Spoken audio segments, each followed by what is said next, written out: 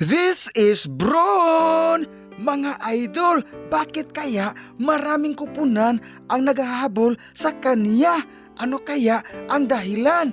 Simple lang mga idol, dahil siya ang nag-iisang legend ng NBA. At bukod sa legendary ang kanyang naisulat sa kasaysayan, until now, nakatotoo ang ating kasabihan, kalabaw lang ang tumatanda at kapayo lang ang humihina.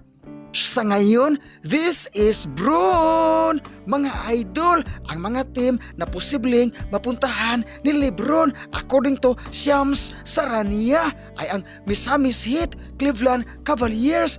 Dalawa na lang ang ating babanggitin dahil masakit kapag hindi siya napunta sa ating binabangkit na kupunan. Kapag kayo ang tatanungin mga idol, saang kupunan gusto mong maglaro si Lebron sa ngayong parating na season? And that's all for today's video mga idol. This is Bron, ang nag-isang lolo ng NBA. Maraming salamat mga idol sa panunood sa ating mga content. Sana makontento na po kayo sa kanya at wag nang hahanap pa ng iba.